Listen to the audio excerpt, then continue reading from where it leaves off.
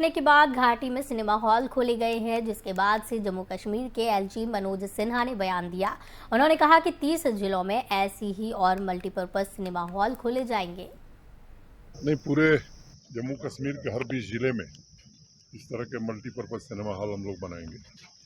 आज पुलवामा के नौजवानों को यह समर्पित कर दिया गया। अभी जा रहा हूं मैं सुपैया भी बन के तैयार है, वो भी सुपैया के नौजवानों को सुपुर्द कर दिया जाएगा।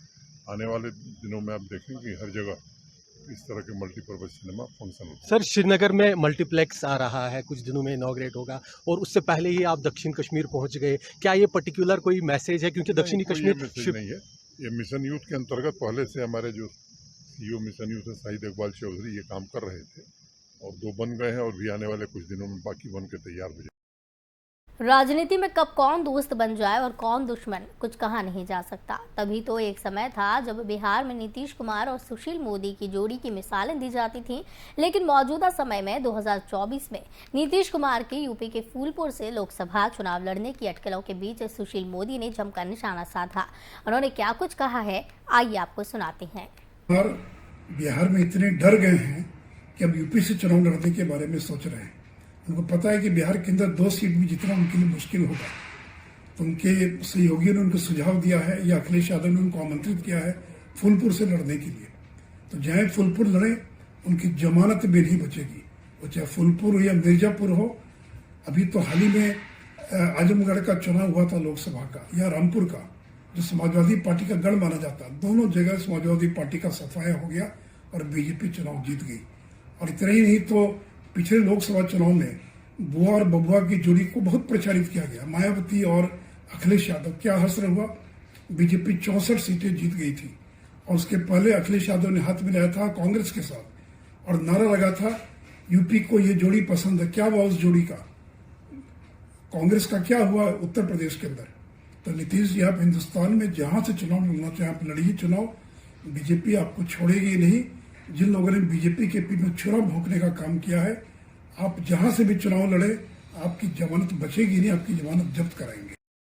बिहार में शराबबंदी है और सरकार इसको सख्ती से लागू कर रही है, लेकिन फिर भी आए दिन शराब को लेकर बिहार में बवाल देखने मिलते रहते हैं। आज शराब से जुड़े एक मामले में लोगों ने पुलिस थाने पर ही हमला कर दिया। ये मामला बिहार के कटिहार पुलिस थाने का है, जहां लोगों ने थाने पर तब हमला किया जब पता चला कि कथित तौर पर पुलिस हिरासत में एक शख्स की मौत हो गई। भीड़ के हमले में एसएचओ सहित 7 पुलिसकर्मी गंभीर रूप से घायल हो गए। थाना प्रभारी के मुताबिक हिरासत में 40 साल के कुमार हिंस की मौत होने के बाद बेकाबू भीड़ ने थाने पर हमला कर दिया, जिसमें कई पुलिसकर्मी घायल हो गए। साथ ही लोगों ने कई गाड़ियों को नुकसान पहुंचाया। मृतक प्रमोद कुमार को शराब की बोतलें मिलने पर गिरफ्तार किया गया था, जबकि सूबे में शराबबंदी है। ग्रामीणों द्वारा 2 थाना प्रभारियों सहित 7 पुलिसकर्मियों पर किए गए हमले की जांच राज्य पुलिस कर रही है।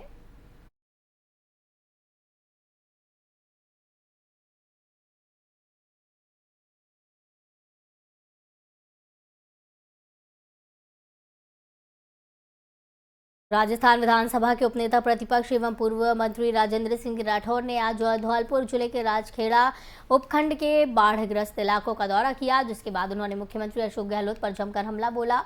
पूर्व मंत्री राठौर ने कांग्रेस सरकार को ललकारते हुए कहा कि तुमने किसानों को ये फर्जी पट्टे देकर बहुत बड़ा अन्याय किया। उन्होंने कहा कि मुख्यमंत्री गहलोत जहां भी जाते हैं वहां अपने विधायक से कहते हैं कि आपकी वजह से सरकार बची है। साथ ही उन्होंने आरोप लगाते हुए कहा कि गहलोत सरकार में हर वर्ग दुखी है। बाढ़ग्रस्त लोग टेंट में रह रहे हैं और सरकार के साथ प्रशासनिक अधिकारी सर्वे के नाम पर आंखें बंद किए हुए हैं, जबकि इनके पास केंद्र द्वारा भेजा गया पैसा है, तो फिर क्यों नहीं दे रही हैं। आइए आपको सुनाते हैं और क्या कुछ कहा। व्यवस्था और पिछले दिनों आई चंबल की बाढ़ और बाढ़ की तबाही के बाद मंत्रियों मुख्यमंत्रियों को दौरे के बाद भी पुनर्वास का काम और एसडीआरएफ से मुआवजा दिलाने का काम, इन सारे कामों को देखने के लिए मैं और जवाहर मैडम जी यहाँ आए। इस जिले में जिस प्रकार की आपाधापी का वातावरण बना हुआ है, कानून व्यवस्था या माफियों के चुंगल में है, मुझे लोगों ने ग्रामीण क्षेत्र में बताया व्यवस्था उत्तर प्रदेश सरकार द्वारा और पिछले मदरसों के दिनों सर्वे कराए जाने के बीच देवबंद के दारुल उलूम में आज उत्तर प्रदेश की गैर मान्यता प्राप्त मदरसों के प्रतिनिधियों की एक बैठक हुई। इस बैठक में सरकार द्वारा मदरसों में करवाए जा रहे सर्वे को लेकर चर्चा हुई। ये सम्मेलन देवबंद के मस्जिद रशीद में 11 बजे शुरू हुआ। सम्मेलन में दारुल उलूम देवबंद के मोहतमीम मौलाना मुफ्ती अबुल कासिम नमामी और जमियत उलेमाए हिंद के प्रमुख अरशद मदनी मौजूद रहे। मदनी ने असम में मदरसों पर बुलडोजर चलाए जाने से संबंधित सवाल पर कहा कि अगर मदरसा सरकारी जमीन या पंचायत या दान की जमीन पर हो और इसके कागज नहीं है तो उसके खिलाफ कार्रवाई पर उन्हें कोई एतराज नहीं है, लेकिन इस कार्रवाई के लिए कम से कम 15 दिन का नोटिस दिया जाना चाहिए।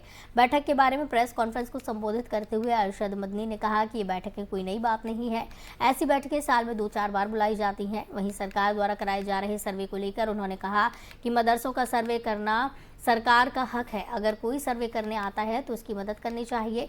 अभी तक जहां भी सर्वे हुआ है वहां से कुछ भी नकारात्मक खबर सामने नहीं आई है, सर्वे अच्छे से हुआ है।